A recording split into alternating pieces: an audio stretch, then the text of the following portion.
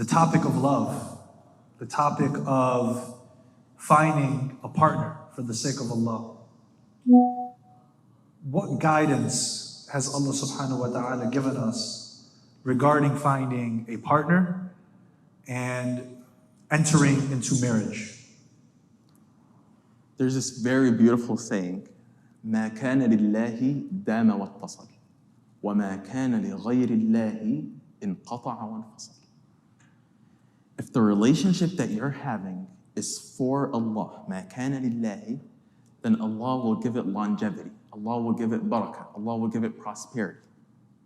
وما كان لغير الله, and if it's for any other sake except Allah, then Allah will bring it to an end. Allah will make it a lifetime of misery. Allah will make it a relationship of misery, and it will not taste the barakah of Allah. And without the barakah of Allah, nothing is worth anything. So that's the first point. The first point is, unfortunately, now we seek our relationships, not only in marriage, but even your friends. You're like, what am I going to get out of him? Is he going to be a good connection? Am I going to meet him one day, or is he worthless to me? Are our relationships all for the sake of Allah? But you also know what that means? That person that you're choosing to have that relationship with, are they going to take me towards Allah, or are they going to take me the other way? That's a metric that we're not paying attention to.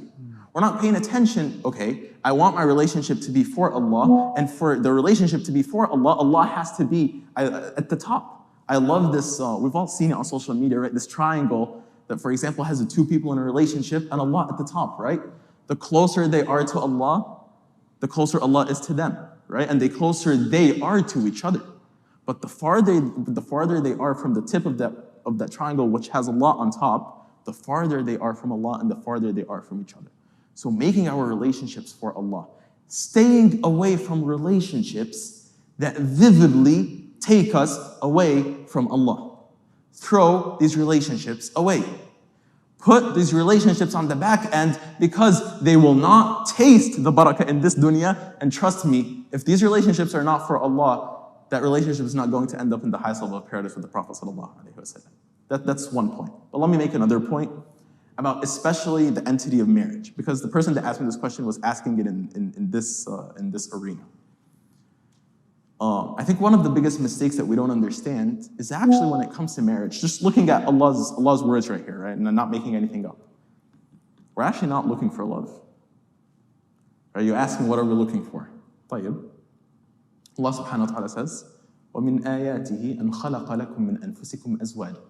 It is from the signs and the mercy of Allah that He has created for yourselves spouses. طيب. What was the reason that He said next? You guys all know it. لِتَسْكُنُ. Not for you to love, but for you to find peace and solace in. That's actually what you're looking for. So imagine if what you're trying to find in your partner is the peace and the solace. Allah then says, وَجَعَلَ بَيْنَكُمْ مَوَدَّةً وَرَحْمَةً.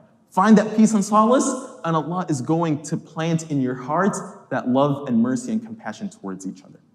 So maybe, whoever asked that question, maybe we're having a hard time because we're not looking for the right thing. You know, you're just looking at you're looking for the wrong thing. And so if we're looking for this quality and character that Allah teaches us to look for, which is the peace and solace, then Allah is going to plant that seed of love and mercy. Well said, mashallah. So it tells me that in order for us to find the right partner, we also have to work on ourselves, is what I'm gathering from that. We attract what we are to some extent, right? So if your priorities aren't in the right place, you're not looking for the right things, you're welcoming that type of energy into your life. So before we consider marriage, we have to ask ourselves, are we strong in our iman? Are we strong in our faith? Are we praying 5 times a day? Are we reading Quran? Are we surrounding ourselves with brothers and sisters for the sake of Allah? Do we love for the sake of Allah? And doing anything for the sake of Allah brings me to my next question. But let me add one more. And are we following the path of Allah? Yes. And are we following the path of Allah? Because you seeking a path outside from the path of Allah, that is you telling Allah, keep your barakah away.